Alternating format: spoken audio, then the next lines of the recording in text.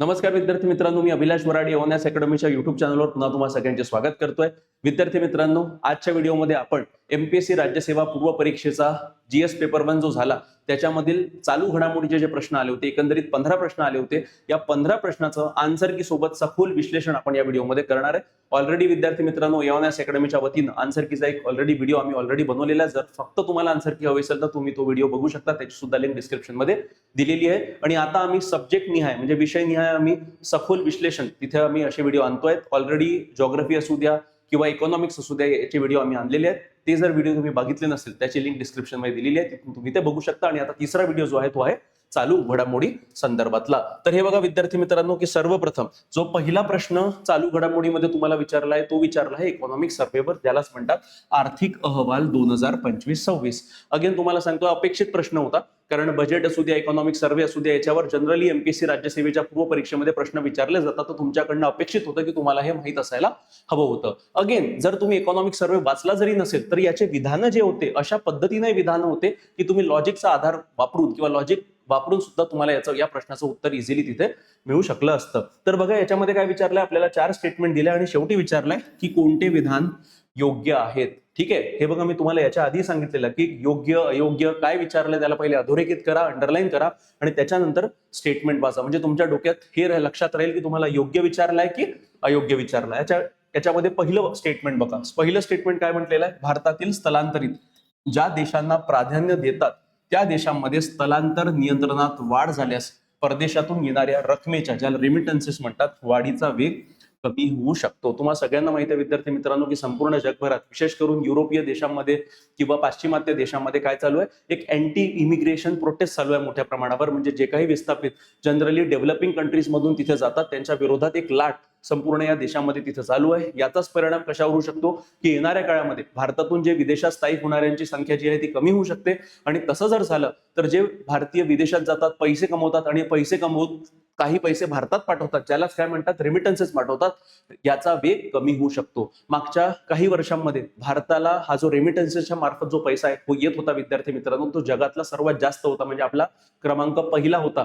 तर होऊ शकतं की या स्थलांतरित या देशांमध्ये स्थलांतर नियंत्रणात वाढ झाली तर काय की रेमिटन्सेसचा वाढीचा वेग कमी होऊ शकतो. म्हणजे आपल्याला जो विदेशी चलन आपल्याला या रेमिटन्सेसच्या फॉर्म मध्ये येते ती देखील कमी होऊ शकते. तर पहिलं स्टेटमेंट बरोबर आहे, लॉजिकल स्टेटमेंट आहे. आणि तुम्हाला डोनाल्ड ट्रम्प वगैरे त्याच्या कृती सगळ्यांच्या माहितच असतील की कशा प्रकारे अँटी इमिग्रेशन पॉलिसीज या राबवल्या जात आहेत. आणि विशेष करून युरोपीय देशांमध्ये अशा सुद्धा पॉलिटिकल पार्टीचा उदय होत आहे की ज्या त्यांचं धोरणच आहे अँटी इमिग्रेशनचं. ठीक आहे, तर पहिलं स्टेटमेंट बरोबर आहे. दुसरं, जागतिक व्यापारावर भूराजकीय जिओ पॉलिटिकल संरेखन आणि आर्थिक राज्यकारभाराचा इकॉनॉमिक स्टेटक्राफ्टचा प्रभाव वाढत आहे. बरोबर आहे. ठीक आहे, जागतिक व्यापारावर जिओ पॉलिटिक्सचा आणि इकॉनॉमिक स्टेटक्राफ्टचा तिथे परिणाम वाढत आहे. दुसरं स्टेटमेंट लॉजिकल आहे. ठीक आहे. तिसरं काय, जागतिक स्तरावरील व्यापार धोरण संरक्षणवादी, प्रोटेक्शनिस्ट आणि प्रतिक्रियात्मक दॅट इज रिटॅलिएटरी शुल्कांद्वारे प्रभावित होत आहे. तुम्हाला डोनाल्ड ट्रम्पचं बेस्ट उदाहरण आहे की प्रोटेक्शनिस्ट पॉलिसी आणि रिटॅलिएटरी आहे. म्हणजे एका देशाने काही लादलं म्हणून दुसरा देश त्याच्यावर तेवढाच कर लादतोय.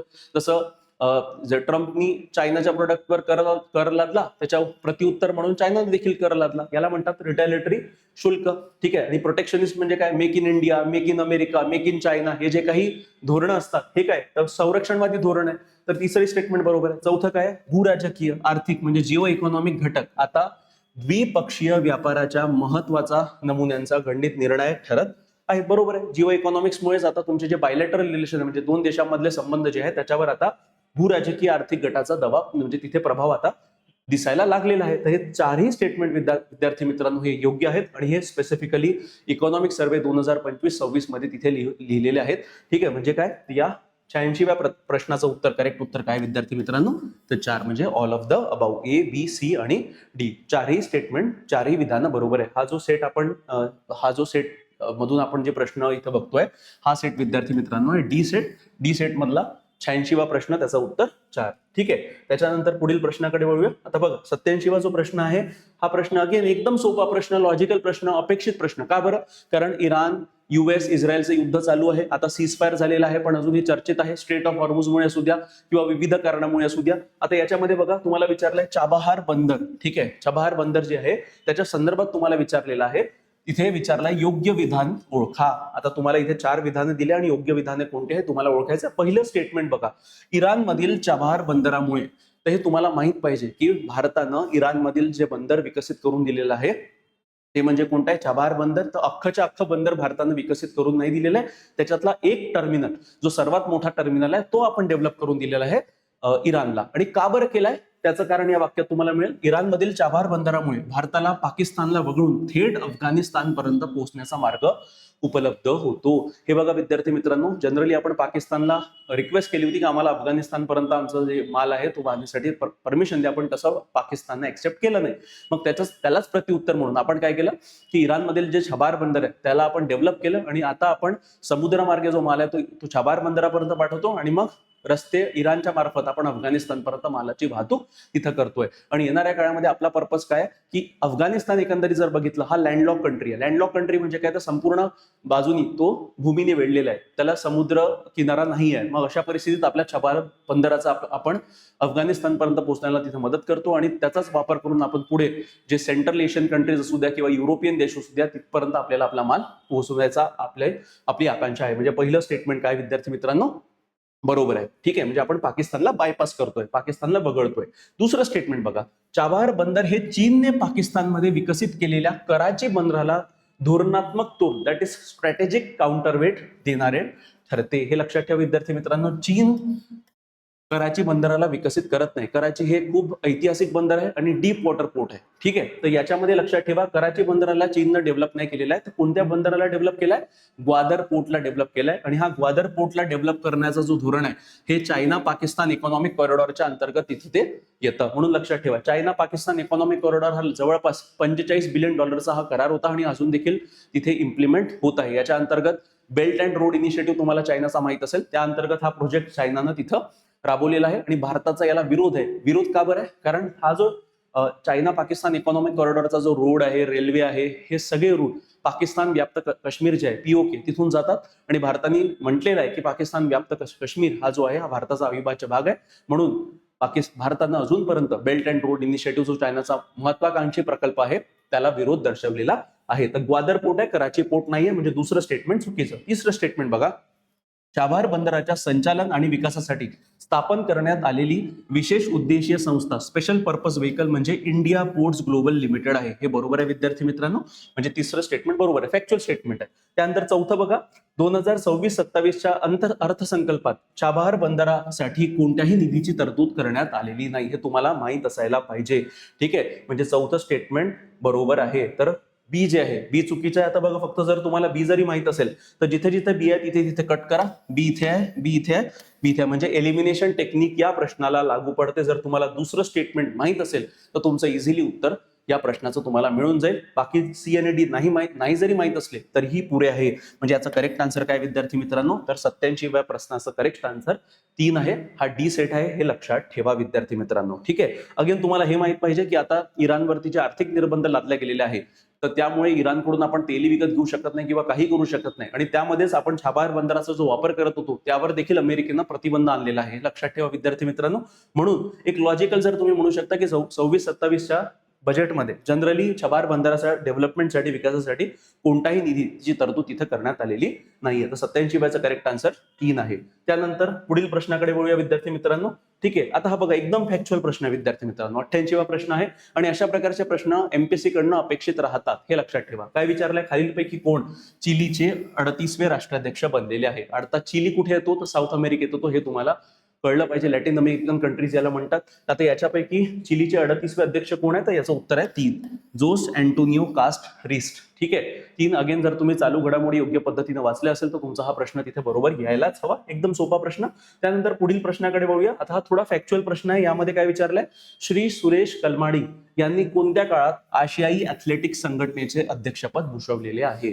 आता तुमचं फॅक्च्युअल नॉलेज जर चांगलं असेल तर तुम्ही उत्तर देऊ शकता, पण जर तुम्ही युपीएससी किंवा इतर परीक्षेचा अभ्यास करणारे असाल तर तुमच्यासाठी हा प्रश्न टफ आहे. आता बघा, आशियाई ऍथलेटिक्स संघटनेचे सुरेश कलमाडी यांनी जे अध्यक्षपद आहे ते कोणत्या काळात भूषवलेलं आहे, तर 2000 ते 2013 या कालावधीत, म्हणजे 13 वर्षासाठी ते या आशियाई ऍथलेटिक्स संघटनेचे अध्यक्ष होते. म्हणजे याचा करेक्ट आन्सर आहे विद्यार्थी मित्रांनो 4. तर 89चं करेक्ट आन्सर 4 आहे. सेट कोणता आहे? डी सेट आहे. लक्षात ठेवा परत परत. ठीक आहे. त्यानंतर 90वा प्रश्न येऊया. आता बघा 90वा प्रश्न काय विचारलाय? खालीलपैकी कोणते विधाने बरोबर आहेत? ठीक आहे. आता बरोबर कोणते विधान आहे? तुम्हाला 4 विधानं दिली आहेत, त्याच्यापैकी कोणतं विधान बरोबर आहे तुम्हाला सांगायचं आहे. ठीक आहे. याच्यामध्ये तुम्हाला विचारलाय NIRF या संघटनेबद्दल. ठीक आहे. राष्ट्रीय संस्थात्मक क्रमवारी आराखडा. ठीक आहे. देशभरातील शैक्षणिक संस्थांना क्रमवारी देण्यासाठी एक पद्धतशीर प्रणाली प्रदान करतो. बरोबर आहे. ठीक आहे. सो राष्ट्रीय संस्थात्मक क्रमवारी आराखडा हे पहिलं विधान बरोबर आहे की ज्या काही एज्युकेशनल इन्स्टिट्यूट आहेत त्यांना रँकिंग देण्याचं काम ही संस्था करते.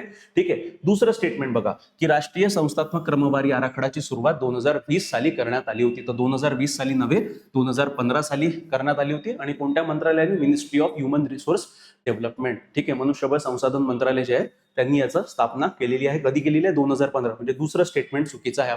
आपल्याला करेक्ट विधान विचारलंय. त्यानंतर तिसरं, ही क्रमवारी 5 निकषांच्या आधारे निश्चित केली जाते. हे देखील बरोबर आहे विद्यार्थी मित्रांनो. आता हे 5 निकष जे आहे ते मी इथे लिहिलेले आहे. पहिला आहे टीचिंग अँड लर्निंग रिसोर्सेस, दुसरा आहे रिसर्च अँड प्रोफेशनल प्रॅक्टिस, तिसरा आहे ग्रॅज्युएशन आउटकम, चौथा आहे आउटरीच अँड इन्क्लुझिव्हिटी, पाचवा आहे परसेप्शन. तर हे 5 निकषाच्या आधारे NIRF काय करते? एज्युकेशनल इन्स्टिट्यूशनला रँकिंग देते. आणि चौथं विधान बघा, सस्टेनेबल डेव्हलपमेंट गोल या श्रेणीमध्ये Indian institute of technology Madras प्रथम क्रमांकावर आहे. तर यावर्षी म्हणजे 2025 साली पहिल्यांदा या सस्टेनेबल डेव्हलपमेंट गोलच्या आधारावर NIRFनी तिथं रँकिंग काढली होती. तर त्यामध्ये IIT मद्रास जो आहे त्याचा प्रथम क्रमांक आलेला आहे. हे लक्षात ठेवा. ठीक आहे. म्हणजे काय? A, C आणि D हे 3 स्टेटमेंट बरोबर आहे. पण B स्टेटमेंट जे आहे चुकीचं आहे. म्हणजे जर तुम्हाला बी जर माहित असेल तर जिथे जिथे B आहे ते ऑलरेडी कट होतं. म्हणजे 2 स्टेटमेंट उरतात. म्हणजे सरळ तुम्हाला उत्तर मिळतं. म्हणजे काय? A, C आणि D. तर याचा करेक्ट आन्सर काय विद्यार्थी मित्रांनो? 4. तर 90व्या प्रश्नाचं करेक्ट आन्सर 4 आहे. सेट कोणता आहे? तर डी आहे. लक्षात ठेवा. फक्त दुसरं विधान जरी तुम्हाला माहित असतं की 2020 साली स्थापना नाही झाली आहे, तर कधी झालेली आहे? 2015. आणि कोणत्या मंत्रालयाच्या अंतर्गत? तर मिनिस्ट्री ऑफ ह्युमन रिसोर्स डेव्हलपमेंटच्या. ठीक आहे. त्यानंतर 91व्या प्रश्नाकडे विद्यार्थी मित्रांनो आपण वळूया. आता याच्यामध्ये बघा, भारतातील अभिजात भाषा म्हणजे ज्या क्लासिकल लँग्वेज आहेत त्यांना त्या लँग्वेजेसचे नावं दिलेले आहे आणि तुम्हाला क्रमवारी सांगायची. ठीक आहे. तर भारतातील अभिजात भाषांना त्यांना मिळालेल्या मान्यतेनुसार योग्य क्रम लावा. ठीक आहे. आता हे क्रमवारी वगैरे हे युज्युअल प्रश्न MPSC मध्ये विचारले जातात. आता याच्यामध्ये तुम्हाला क्लासिकल लँग्वेजेसचे नावं दिलेले आहे आणि सर्वात पहिले कोणाला मिळाले आणि सर्वात शेवटी कोणाला मिळाले त्या क्रमवारीत तुम्हाला इथे रँकिंग लावायची. याचं देखील करेक्ट आन्सर हा फॅक्च्युअल प्रश्न आहे. अगेन याचं देखील करेक्ट आन्सर 4 आहे. सर्वप्रथम लक्षात ठेवा, सर्वात पहिली भाषा अभिजात भाषा म्हणून जो दर्जा आहे तो तामिळ भाषेला मिळाला. कधी मिळाला? 2004. दुसरी जी भाषा होती ती संस्कृत, तिला कधी मिळाला? 2005. त्यानंतर ठीक आहे 2008 साली 2 भाषा तेलुगू आणि कन्नड या 2 भाषांना तिथे अभिजात भाषेचा दर्जा मिळालेला आहे. त्यानंतर सरळ 2013 मध्ये मल्याळम या भाषेला तिथे अभिजात भाषेचा दर्जा मिळाला आहे, पण ती भाषा इथे विचारली नाहीये. त्यानंतर 2014 मध्ये ओडिया भाषेला मिळालेला आहे आणि 2024 मध्ये विद्यार्थी मित्रांनो पाली भाषेला तिथे दर्जा मिळालेला आहे. पाली सोबत कोणत्या कोणत्या भाषा? मराठी, पाली, प्राकृत, आसामीज आणि बेंगाली. तर एकूण या 5 भाषांना 2024 साली अभिजात भाषेचा दर्जा तिथं देण्यात आलेला आहे. आता जर तुम्ही क्रमवारी लावली ठीक आहे तर तुम्हाला आढळून की करेक्ट आन्सर काय याचं? चौथं. ठीक आहे 4 म्हणजे 91व्या प्रश्नाचा आन्सर 4 आहे. अगेन तुम्हाला या फॅक्च्युअल माहिती असेल तर तुमच्यासाठी हा प्रश्न सोपा आहे. किंवा लॉजिक देखील तुम्ही लावू शकता ज्यामध्ये तामिळ भाषा पहिली असेल, दुसरी संस्कृत हे 2 जरी माहित असेल तरी तुम्हाला इझिली इथे आन्सर मिळतं विद्यार्थी मित्रांनो. कारण बघा EB ठीक आहे, तर E आणि B तामिळ पहिली, दुसरी संस्कृत 2 जरी माहित असेल तरी तुम्हाला या चारही ऑप्शन पैकी ते EB पहिल्या एकाच ऑप्शन मध्ये आहे. म्हणजे करेक्ट आन्सर याचं काय आहे? तर 4. अगेन मी परत म्हणतो एलिमिनेशन टेक्निक, लॉजिक जास्त करून विद्यार्थी म्हणत आहे की लागत नाही, पण लागत आहे. ठीक आहे, तुमचा अभ्यास योग्य पद्धतीने असेल, थोडं नॉलेज जरी असेल, मी असं नाही म्हणत आहे की एकदम शून्य नॉलेजवर तुम्ही लॉजिक वापरू शकता. तुम्हाला काहीतरी नॉलेज आवश्यक आहे, त्याच्या आधारावर तुमचे लॉजिक हमखास तिथं लागतात आहे. त्यानंतर बघा योजनेबद्दल विचारलंय विद्यार्थी मित्रांनो. तो कोणती योजना आहे? प्रधानमंत्री धनधान्य कृषी योजनेबाबत खालीलपैकी योग्य कथने ओळखा. आता ही जी योजना होती हिचं अनाउन्समेंट पहिल्यांदा कोणत्या बजेटमध्ये केलं होतं? युनियन बजेट 2025-26 मध्ये हिचं पहिल्यांदा अनाउन्समेंट केली गेली होती. पहिलं स्टेटमेंट बघा आपल्याला विचारलंय की योग्य विधाने कोणत्या, करेक्ट स्टेटमेंट कोणत्या? केंद्रीय मंत्रिमंडळाने प्रधानमंत्री धनधान्य योजनेत मंजुरी 16 जुलै 2025 रोजी दिली. पहिलं स्टेटमेंट बरोबर आहे, फॅक्च्युअल स्टेटमेंट आहे विद्यार्थी मित्रांनो. दुसरं स्टेटमेंट बघा, योजनेमध्ये निम्न उत्पादकता, निम्न पीक सघनता, ठीक आहे सघनता, निम्न ऋण वितरण हे 100 जिल्ह्यांच्या निवडीचे आधार आहे. म्हणजे इथे या स्पेसिफिक योजनेअंतर्गत 100 जिल्ह्यांना तिथे टार्गेट केलं जाईल असे 100 जिल्हे की ज्यामध्ये प्रोडक्टिव्हिटी खूप कमी आहे, म्हणजे उत्पादकता खूप कमी आहे, जिथे कर्जाचं प्रमाण फार कमी आहे, फॉर्मल जे कर्ज बँकेकडे वितरित केलं जातं ते, आणि जे पीक सदंत क्रॉप डायव्हर्सिफिकेशन ज्याला म्हणतो त्याच्यामध्ये जर कमतरता आहे, अशा 100 जिल्ह्यांना या स्पेसिफिक योजनेअंतर्गत निवडलं जाणार आहे आणि त्यांना टार्गेट केलं जाणार आहे. ठीक आहे. योजनेचे संचालन चतुर्स्तरीय कार्यान्वयन संरचनेच्या माध्यमातून केले जाईल. चतुर्स्तरीय रचना नाहीये, त्रिस्तरीय रचना, हे लक्षात ठेवा. म्हणजे तिसरं विधान चुकीचं आहे विद्यार्थी मित्रांनो. म्हणजे ए आणि बी हे करेक्ट आहे. म्हणजे 92व्या प्रश्नाचा करेक्ट आन्सर एक आहे. आता जे 3 टियर इम्प्लिमेंटेशन स्ट्रक्चर जे आहे, म्हणजे ती त्रिस्तरीय कार्यान्वयन संरचना आहे, त्यामध्ये डिस्ट्रिक्ट लेवल कमिटी आहे, स्टेट लेवल आहे आणि मग नॅशनल लेवल आहे. ठीक आहे. तर जिल्हा लेवल, राज्य लेवल आणि राष्ट्रीय पातळीवर अशा 3 ज्या आहे 3 स्ट्रक्चर, 3 कमिट्या तिथे स्थापन केल्या जाणार आहे. तर हे 92व्याचं करेक्ट आन्सर पहिलं म्हणजे ए आणि बी, 2 स्टेटमेंट करेक्ट आहे, तिसरं स्टेटमेंट चुकीचं आहे. त्यानंतर 93व्या प्रश्नाकडे वळूया विद्यार्थी मित्रांनो. आता मल्टी डायमेन्शनल पॉवर्टी इंडेक्सवर हा प्रश्न विचारला गेला होता. अगेन अपेक्षित प्रश्न होता, सोपा प्रश्न होता. काय विचारलंय, खालीलपैकी कोणते विधान योग्य आहेत? करेक्ट स्टेटमेंट तुम्हाला विचारलेले आहे. तुम्हाला 4 स्टेटमेंट दिले आणि तुम्हाला विचारलंय करेक्ट स्टेटमेंट कोणतं आहे. पहिलं स्टेटमेंट बघा, जागतिक बहुआयामी दारिद्र्य निर्देशांक म्हणजे मल्टी डायमेन्शनल पॉवर्टी इंडेक्स हा अहवाल जागतिक बँकेद्वारे प्रकाशित केला जातो. पहिलं स्टेटमेंट चुकीचं आहे विद्यार्थी मित्रांनो. आणि जर मी अपेक्षा करतो की हा प्रश्न सगळ्यांना सोपा गेला असेल. ठीक आहे. पहिलं स्टेटमेंट चुकीचं आहे. तर जागतिक बँक नाही पब्लिश करत, कोण करते? UNDP, United Nation Development Programme plus Oxford Poverty Human Development Initiative, या 2 संस्था मल्टी डायमेन्शनल पॉवर्टी इंडेक्स हा जो निर्देशांक आहे हा पब्लिश करतात. दुसरं वाक्य बघा, पहिलं वाक्य चुकीचं झालं. दुसरं आहे 2025चा अहवाल दारिद्र्य आणि हवामान बदल यामधील संबंधावर केंद्रित आहे. हे बरोबर आहे विद्यार्थी मित्रांनो. दुसरं स्टेटमेंट बरोबर आहे. तिसरं बघा, 2025च्या अहवालात 4 प्रमुख हवामान संबंधित धोके म्हणजे कोणते? अति तापमान, हाय हीट, दुष्काळ, ड्राऊट, फ्लड आणि वायू प्रदूषण, एअर पोल्युशन यांचा अभ्यास करण्यात आलेला आहे. तर हे तिसरंही विधान काय विद्यार्थी मित्रांनो, हेही बरोबर आहे. आणि चौथं बघा, या अहवालानुसार दक्षिण आशियामधील दारिद्र्य मोठ्या प्रमाणावर वाढले आहे. तर तुम्हाला सगळ्यांना माहित आहे की डेव्हलपमेंट होत आहे, विकास होत आहे, विकसनशील देश आहे. तर यामुळे काय होणार आहे? तर दारिद्र्य कमी होईल की वाढेल? तर लॉजिकल गोष्ट आहे की कमीच होणार आहे. तर यांनी असं कुठेच उल्लेख केलेला नाही की मोठ्या प्रमाणावर वाढलाय वगैरे. म्हणजे काय? तर सरसकट लॉजिक जरी वापरलं तरी चौथं विधान जे आहे डी स्टेटमेंट हे चुकीचं आहे. जिथं जिथं डी आहे ते कट करा. इथं डी आहे, इथं डी आहे. ठीक आहे. म्हणजे हे 2 स्टेटमेंट केले, मग 2 वाचले, 50-50. तर मग ए आणि दुसरं की चौथं विधान आहे त्यामध्ये मग तुम्हाला ए स्टेटमेंट जे आहे ते तुम्हाला माहित पाहिजे. मग ए स्टेटमेंट तर सरसकट म्हणत आहे की जागतिक बँक पब्लिश नाही करत. कोण पब्लिश करतं? UNDP आणि Oxford Poverty Human Development initiative. म्हणजे लॉजिकल आहे. लॉजिक जर वापरलं, एलिमिनेशन टेक्निकचा वापर केला तर तुम्हाला सरसकट आन्सर मिळतं, दॅट इज 4. ठीक आहे. म्हणजे 93व्याचं मल्टी डायमेन्शनल पॉवर्टी इंडेक्सच्या प्रश्नाचं उत्तर करेक्ट काय? 4. म्हणजे बी आणि सी हे 2 विधानं बरोबर आहे. ए आणि डी हे विधानं चुकीचे आहे. त्यानंतर 94व्या प्रश्नाकडे वळूया विद्यार्थी मित्रांनो. आता या प्रश्नामध्ये बघा, 7व्या वेतन आयोगाची मुदत 1 जानेवारी 2026 रोजी संपण्यापूर्वीच आपला 8वा राज्य वेतन आयोग स्थापन करणारे पहिले भारतीय राज्य कोणते ठरले? ठीक आहे. म्हणजे 8वं वेतन आयोग, 7वं वेतन आयोग संपायच्या आधीच 8वं वेतन आयोग कोणत्या राज्यांनी लागू केलाय? अगेन फॅक्च्युअल प्रश्न. याचं करेक्ट आन्सर आहे विद्यार्थी मित्रांनो आसाम. तर याचं करेक्ट उत्तर आहे 4. 94व्या प्रश्नाचं डी सेटमध्ये करेक्ट आन्सर आहे 4. त्यानंतर 95वा प्रश्न बघा विद्यार्थी मित्रांनो. आता हा जो प्रश्न आहे, अगेन हा प्रश्न तुम्हाला राष्ट्रीय बाल विज्ञान काँग्रेसच्या संदर्भात इथं विचारला गेलाय आणि तुम्हाला विचारलाय खालीलपैकी योग्य व अयोग्य कथने ओळखा. ठीक आहे.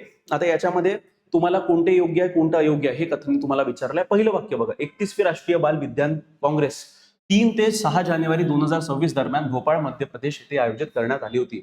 सगळं स्टेटमेंट बरोबर आहे, फक्त डेट चुकलेली आहे. 3 ते 6 जानेवारी 2025 पाहिजे होतं. म्हणजे पहिलं विधान चुकीचं आहे, अ विधान अयोग्य आहे. ब विधान बघा, 31वी राष्ट्रीय बाल विज्ञान काँग्रेस ही आरोग्य आणि कल्याणासाठी परिसंस्था समजून घेणे, आरोग्य आणि कल्याणासाठी परिसंस्था समजून घेणे या संकल्पनेवर आयोजित करण्यात आली होती. तर दुसरं विधान बरोबर आहे विद्यार्थी मित्रांनो. पहिलं विधान चुकलंय. पर्यायी उत्तर काय? तर बी योग्य आहे, अ अयोग्य आहे. ठीक आहे. म्हणजे याचा करेक्ट आन्सर काय?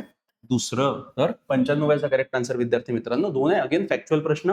ठीक आहे. त्यानंतर 96व्या प्रश्नाकडे बघूया. 96 क्वेश्चन. आता या 96 क्वेश्चन मध्ये तुम्हाला गोव्याबद्दल विचारलंय. गोव्याच्या मुख्यमंत्र्यांनी प्रस्तावित केलेला तिसरा नवा जिल्हा पुढीलपैकी कोणता आहे? तर याचं नाव, अगेन फॅक्च्युअल प्रश्न आहे विद्यार्थी मित्रांनो, याचं नाव आहे कुशावती. आता कुशावती हे जे नाव या जिल्ह्याला देण्यात आलेलं आहे ते कोणाच्या आधारावर दिलंय? कुशावती रिव्हर गोवामधून वाहते आणि एक ऐतिहासिक रिव्हर आहे. ठीक आहे. तर म्हणून त्याच्या नावावरून त्या जिल्ह्याला कुशावती हे नाव दिलेलं आहे. म्हणजे 96व्या प्रश्नाचं उत्तर काय विद्यार्थी मित्रांनो? तर पहिलं कुशावती हे याचं करेक्ट आन्सर आहे. त्यानंतर 97वा प्रश्न बघूया विद्यार्थी मित्रांनो. आता अगेन जोड्या लावाचा प्रश्न आहे. अगेन नोबेल प्राइज आणि नोबेल प्राइज कोणाला मिळाले याच्यावर आधारित आहे. अगेन मी अपेक्षा करतो की हे तुम्ही सगळ्यांनी अभ्यास करून तिथे गेलेले असाल तर तुम्हाला हा प्रश्न खूप सोपा आहे विद्यार्थी मित्रांनो, कारण अशा प्रकारचे प्रश्न एमपीएससी मार्फत सतत तिथे विचारले जातात. आता जोड्या लावा आहे, इथे तुम्हाला काय शोध आहे ते लिहिलेले आहे आणि कोणी केलेले आहे ते लिहिलेले आहे. आता याच्यामध्ये बघा, पहिलं इलेक्ट्रिक सर्किटमध्ये मॅक्रोस्कोपिक क्वांटम मेकॅनिकल टनेलिंग आणि एनर्जी क्वांटायझेशनचा शोध, म्हणजे क्वांटम मेकॅनिक्स वरचा जो शोध आहे त्याला फिजिक्स वर नोबेल मिळालेला आहे. कोणाला मिळालेला आहे तर जॉन क्लार्क यांच्यासोबत अजून 2 फिजिसिस्ट आहेत, त्यांना देखील मिळालेलं आहे. तर यांना फिजिक्स साठी मिळालं, म्हणजे अ च करेक्ट काय 4. अ च 4 कुठे आहे, A4 कुठे आहे बघा, इथे नाहीये, इथे आहे, इथे आहे, इथे नाही, म्हणजे सरळ 2 ऑप्शन तुमचे कटले किंवा आन्सर 2 किंवा 3 असेल. अजून तुम्हाला सांगतो, याच्यासाठी जर हे प्रश्न जर तुम्हाला माहित जरी नसता, तुम्ही युपीएससीचा पेपर जरी पाहिला असता आता 2026 चा पूर्व परीक्षेचा, तरी तुम्हाला कळलं असतं की जॉन क्लार्कचं हे आहे. म्हणजे सरळ तुमचे 2 ऑप्शन कटले असते, 2 ऑप्शन तुमचे राहिले असते. म्हणजे 50-50 चान्स असता की सिलेक्शन म्हणजे करेक्ट होण्याचा. दुसरं विधान बघा, धातू सेंद्रिय फ्रेमवर्क म्हणून विकास, तर हा जो डेव्हलपमेंट केला हे रिचर्ड रॉमसन यांना केमिस्ट्रीसाठी नोबेल प्राइज मिळालेला आहे इतर दोघांसोबत. ठीक आहे, तर म्हणजे बीचं काय 2. आता बी कुठे आहे 2, इथेही 2 आहे, इथे नाहीये. ठीक आहे, तर हे लक्षात ठेवा. म्हणजे याच्यामध्ये काय विचारलंय की धातू सेंद्रिय 3 आहे, रिचर्ड रॉबसन धातू सेंद्रिय फ्रेमवर्क म्हणून विकास. ठीक आहे, सो धातू सेंद्रिय फ्रेमवर्क म्हणून विकास कोण आहे, 3 रिचर्ड रॉबसन ज्यांना केमिस्ट्रीचा नोबेल मिळालेला आहे. तर बीचं 3 कुठे आहे लक्षात ठेवा, बीचं इथे 2 आहे, म्हणजे हे 2 तर पहिलेच गेले होते, हेही गेलं, आन्सर मिळालं. ठीक आहे, आन्सर काय 2. ठीक आहे, धातू सेंद्रिय फ्रेमवर्क म्हणून विकास रिचर्ड रॉबसन आहे. तिसरं परिधीय रोध प्रतिकारक सहनशीलतेशी संबंधित शोध, याचा आन्सर आहे फ्रेड रॅम्सडेल यांना फिजिओलॉजी किंवा मेडिसिन मधला नोबेल प्राइज मिळालेला आहे. आणि चौथं तर अपेक्षितच होतं की व्हेनेझुएलाच्या लोकांसाठी लोकशाही हक्कांचा प्रचार, हे कोणाला, मारिया कॅरिनो माचाडो यांना नोबेल पीस प्राइज मिळालेला आहे. आणि तुम्हाला माहित असेल की यांना नोबेल पीस प्राइज मिळाल्यामुळे डोनाल्ड ट्रम्प नाराज झाले होते आणि शेवटी या माचाडो मॅडम कुठे गेल्या होत्या, व्हाईट हाऊसवर गेल्या आणि त्यांनी त्यांचा नोबेल कोणाला दिला तर डोनाल्ड ट्रम्प यांना हस्तांतरित केला होता. आणि हे खूप जगात खूप व्हायरल झालं होतं. म्हणून अपेक्षा आहे की तुम्हाला ऍटलीस्ट ते 2 नावं, जॉन क्लार्क आणि मारियो माचाडो, या दोघांचं जरी नाव तुम्हाला माहित असणं अपेक्षित आहे. तेवढं जरी माहित असेल तरी तुम्हाला इझिली आन्सर दुसरं एलिमिनेशन टेक्निकच्या आधारावर तुम्हाला मिळतं. म्हणून परत सांगतो, एलिमिनेशन टेक्निक इथे कामात आलेली आहे. तर याचा करेक्ट आन्सर 97चा काय विद्यार्थी मित्रांनो, दुसरा आहे. त्यानंतर 98वा प्रश्न बघूया. ठीक आहे, आता 98वा प्रश्न तुम्हाला कशासाठी, अगेन फॅक्च्युअल प्रश्न आहे. नवी दिल्ली येथे आयोजित world para athletics grand prix 2026 मध्ये भारताने किती सुवर्ण, रौप्य आणि कांस्य पदक जिंकली आहे. तर याचा करेक्ट अगेन फॅक्च्युअल प्रश्न आहे.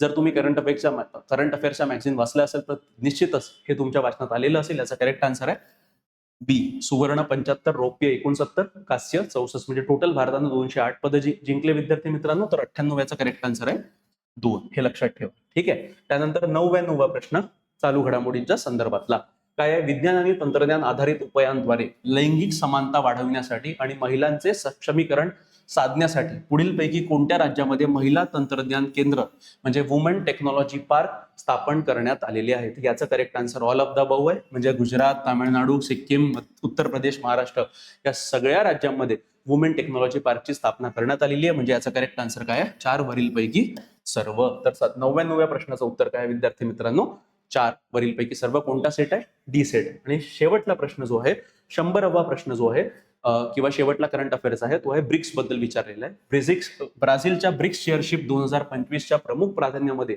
पुढील बाबींचा समावेश आहे. तर एकूण ज्या प्राधान्य म्हणजे किती प्रायोरिटी, तर एकूण 6 प्रायोरिटी याच्यामध्ये ब्राझीलमध्ये जी ब्रिक्स परिषद झाली त्याच्यामध्ये अधोरेखित करण्यात आलेली आहे. तर त्यापैकी इथं 5 दिलेले आहेत. तर जागतिक आरोग्य सहकार्य बरोबर आहे, महिला मुक्तीला प्रोत्साहन बरोबर आहे, व्यापार, गुंतवणूक व वित्त याला सुद्धा प्रोत्साहन दिलं जाईल, हवामान बदल, बहुस्तरीय व्यवस्थेत सुधारणा.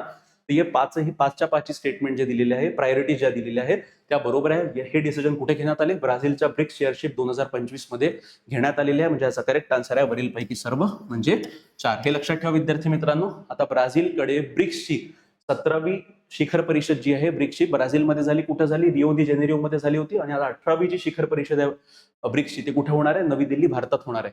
आता ज्या देशामध्ये शिखर परिषद असते त्याच देशाला काय मिळते, चेअरमॅनशिप, म्हणजे तो देश काय बसतो, अध्यक्ष बनतो त्या स्पेसिफिक संस्थेचा. हे लक्षात ठेवा.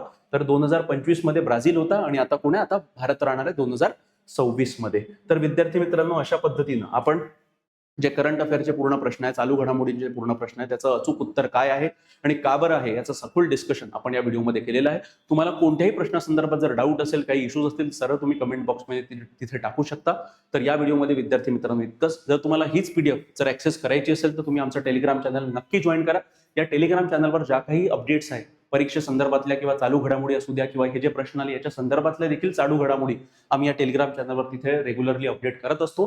जेणेकरून जर तुम्ही चालू घडामोडीचं पुस्तक नाही जरी वाचलं, आमचा ग्रुप जरी फॉलो केला तरी त्याच्यामध्ये तुमचं चालू घडामोडीचं सेक्शन बराचसा कव्हर, म्हणजे 100% नाही म्हणत आहे, पण ऍटलीस्ट 30-40% तरी कव्हर करण्याची गॅरंटी इथे आम्ही घेतोय.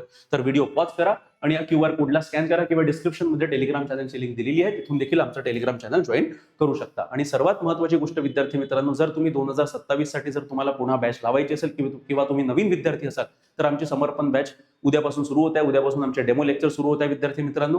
आणि या समर्पण बॅच अंतर्गत आम्ही ऑनलाईन आणि ऑफलाईन दोन्ही माध्यमातून ही बॅच आम्ही प्रोव्हाइड करतोय. आणि जी आमची टीम आहे प्रत्येकाने UPSC किंवा MPSCचा एकदा तरी इंटरव्ह्यू दिलेला आहे, म्हणजे प्रॉपर हायली क्वालिफाईड टीम तुम्हाला इथे राहणार आहे. आणि हा कोर्स मात्र 29,999 रुपयामध्ये आम्ही अवेलेबल करून देतोय. आणि सरसकट 10% डिस्काउंट आम्ही इनिशियल जे नवीन विद्यार्थी आहेत त्यांना आम्ही देतो आहे. या अंतर्गत आम्ही काय काय देतोय, प्रिलिम्स आणि मेन्सचं पूर्ण कव्हरेज प्लस इंटरव्ह्यूचं guidance, live plus unlimited recording, life time validity असेल या कोर्सची, म्हणजे काही नंबर ऑफ यूजचे लिमिटेशन नाही, ड्युरेशनचं लिमिटेशन नाही. तुम्ही आता जर हा कोर्स विकत घेतला, तुम्हाला जोपर्यंत प्रिपरेशन करायचं तोपर्यंत तुम्ही व्हिडिओ बघू शकता.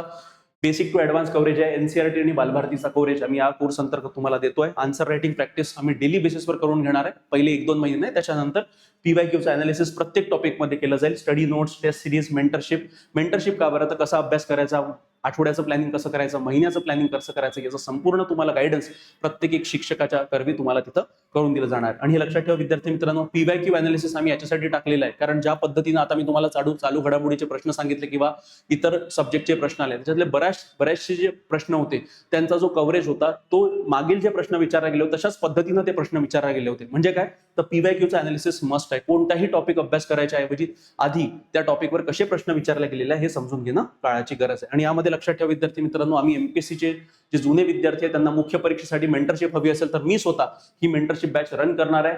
तुम्हाला जर काही या बॅच संदर्भात काही डाऊट असतील, कशा पद्धतीनं केली जाणार आहे, काय केली जाणार आहे, तर सरळ तुम्ही मोबाईल उचला आणि मला माझ्या वैयक्तिक नंबरवर 8806242059 वर लगेच फोन करा. कारण जितक्या लवकर तुम्ही प्रिपरेशन कराल, कारण आतापासून आपल्याकडे 4 महिने आहे मुख्य परीक्षेसाठी.